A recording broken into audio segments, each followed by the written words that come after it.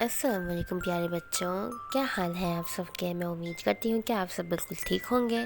तो प्यारे बच्चों, आज मैं आप लोगों के लिए एक और दिलचस्प और मज़ेदार कहानी लेकर आई हूँ। कहानी अगर अच्छी लगे तो इसे लाइक करना मत भूलिएगा और मेरे चैनल को सब्सक्राइब कर दीजिएगा। तो चलें कहानी को शुरू करते हैं। एक दफ़ा का जिक्र है, एक सल्तनत में एक जालिम बादशाह हुकूमत किया करता था। वो नहायत जालिम और शफ़ाक इंसान था। उसका वज़ीर और उसकी रियाया उससे बेहद तंग थे। उसका वज़ीर एक नेक दिल इंसान था, जिसकी वजह से सल्तनत के हालात काफ़ी बेहतर थे। वो बादशाह अपनी हुकूमत से अजीब अजीब सी फरमाइशें किया करता था। एक दिन बादशाह को अजीब सी फरमाइश सूझी।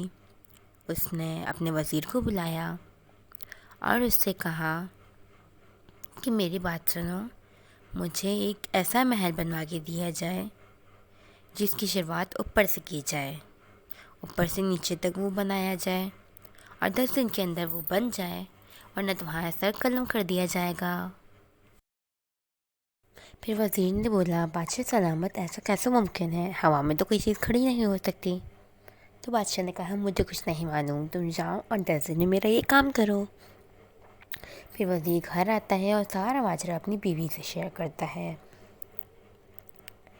फिर वो दोनों रात होते ही सो जाते हैं।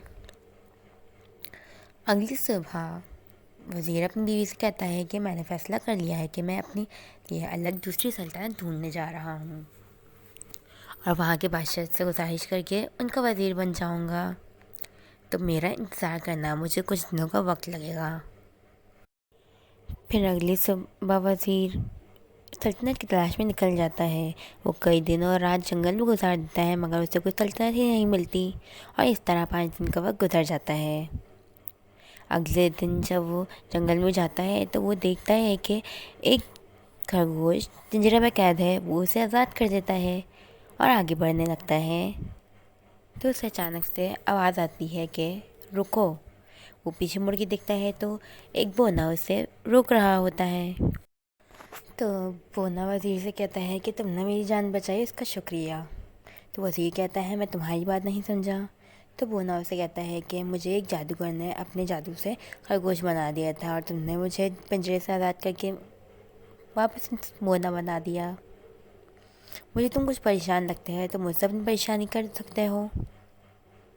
तो वज़ीर उसे पूरी कहानी बताता है।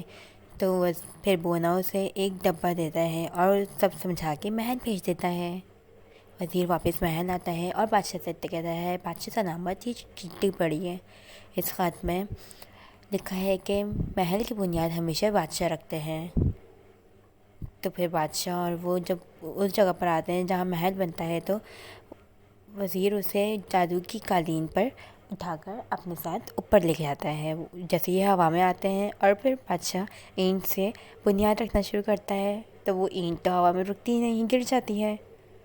तो फिर बादशाह को बहुत अफसोस होता है और वो हुक्म देता है कि ईंट मैं नीचे रखता हूँ और नीचे से ही महल की बुनियाद की जाए। फिर कुछ दिन बाद एक खूबसूरत सा महल तैयार हो जाता है।